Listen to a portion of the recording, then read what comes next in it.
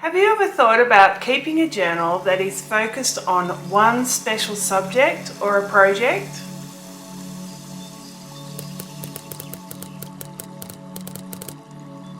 Hi, I'm Ruby from the Useful Journal. Last week I shared a video running through the journals that I will be using in 2024 on a regular basis. These included my bullet journal, digital work journal, my mental health journal, my useful journal, a traveler's notebook for my morning pages, and finally I included my games journal, and that is just because I use it every week.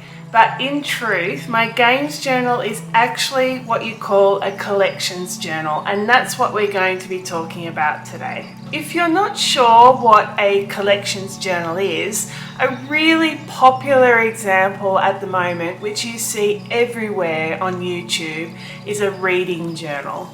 Let's have a look at what I've got. Regardless of where you live, there always seems to be a project or two that needs to be done around the house.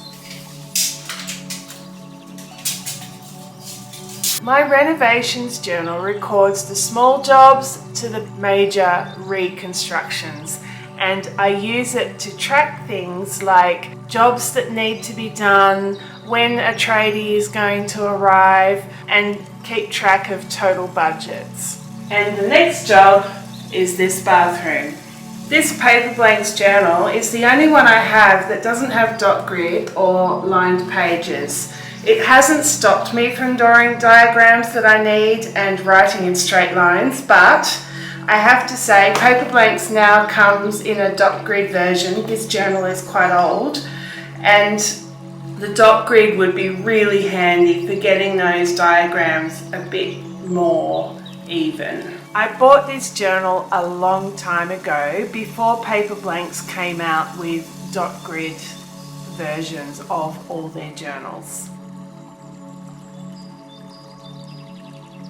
My Sequez journal is for my fabric craft projects, including sewing, knitting, embroidery, patchwork, crochet, anything like that, and I'm sure there will be many more. I haven't done that much in this journal yet, and to be honest, that's because I haven't been that focused on crafts in the last year or so. I stopped sewing and knitting because I'd put on weight and didn't feel like making clothes. But now that I've lost half the weight, I'm feeling a little bit more motivated, so I might start doing some stuff again. So far, I've just recorded some knitting patterns I've tried, usually because I've looked them up on the internet and written them down on a scrap of paper and was worried I'd lose all the scraps. I do plan to use it for other things, like when I'm planning to make an outfit, to record fabric choices, pattern ideas, any changes I've made, and any problems I encountered along the way. The dot grid in the journal will be handy, and is handy, for instance, when you're drawing a pattern, because you can lay it out evenly, and it will be handy for drawing, especially drawing out quilt pattern templates and things like that. That would be very useful.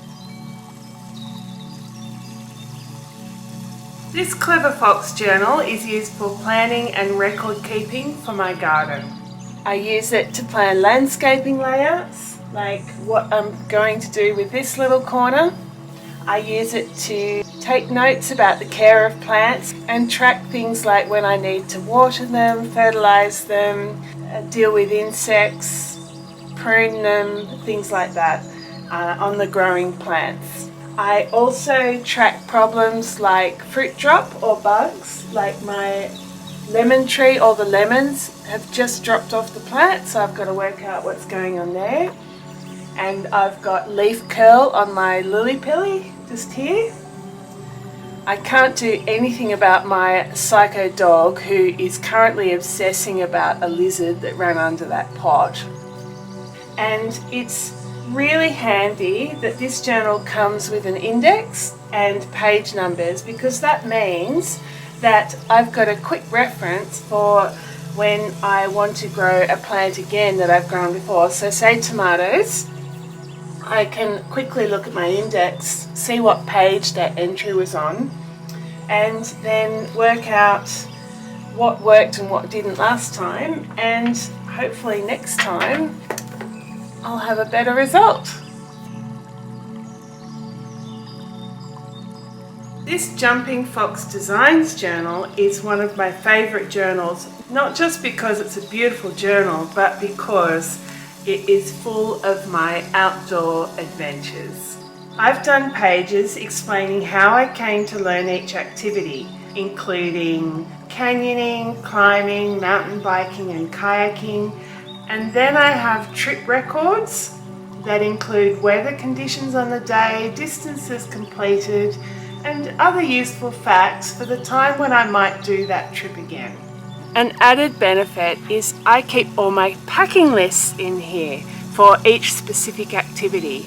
Each time I'm preparing for a trip, I can go to the pack list for that activity and mark things off with pencil. So I'm in a pack craft, I'm planning for a pack crafting trip, I can mark those off, and then I just erase it, ready for the next trip. I've chosen to decorate this journal with a photo printed out on a sprocket printer from a favourite moment in the trip, and I have a different style of lettering for each page.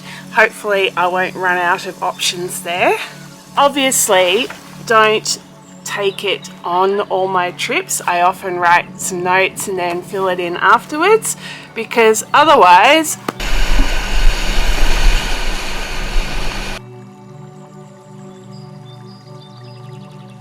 this Primrosia journal has 160 GSM cold pressed watercolour paper. I didn't want to use it as a regular journal where a lot of space is taken up writing. Instead, I decided to use the journal to record snippets of memories of my life, along with a watercolour painting that also describes that memory. They are completely random memories, happy and sad, family and friends, or just objects. I don't record the memories in a sequential way. There might be a memory from when I'm 6, and then followed by a memory from when I'm 12, and then suddenly we'll be back to when I was 7. So far, they've mostly been about my childhood. I'll just keep focusing on the childhood memories for now, because that could take forever to finish just on its own. This pink mackerel journal is my swatch journal. As you would expect with a cheaper journal, the 160 GSM paper isn't quite as good as the premium journals. For that reason, I decided to, at first, test spreads in there. And then I just started putting in swatches of all my washi tapes. And then I decided that instead of putting swatches of my markers in each of my individual journals, that I would just have this journal that I could refer to check swatches of pen colours. I still occasionally use it to test spread ideas, but the majority of the journal is dedicated to swatches. It can be useful to swatch pens in each journal you use, and if you've seen my reviews, you'll know that I do a pen test page because I have some standard tests. And in that test, I actually test some of the most popular pens and markers to see not only whether they'll ghost or bleed, but also to see how the colour looks on that paper. Because obviously there's going to be a difference between white paper and cream paper for the colour of the pen. That means it's not a bad idea to do a little pen test in the back of your journal just to see what the colours look like.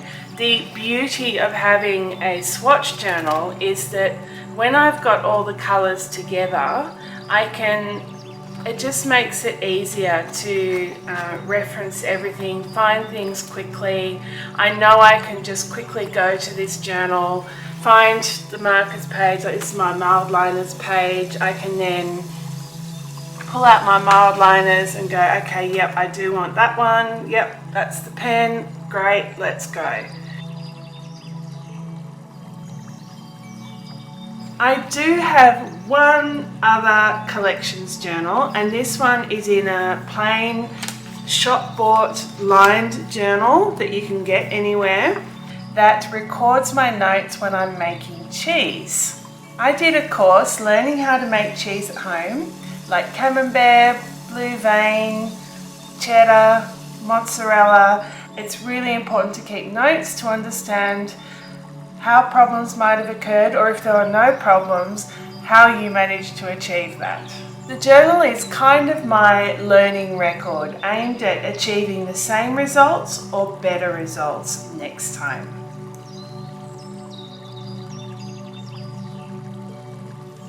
One common theme of all these journals is that they have less than 160 pages. I'm unlikely to need a lot of pages for each of these collections, so I save the bigger journals for use as my bullet journal. There's often a process of catching up with these journals. I tend to fill them in when I've got all my other more important journaling done. Thank you so much for watching this video through to the end. Please give me a like, subscribe to my channel, and I promise I'll bring you something else interesting to watch soon. See ya!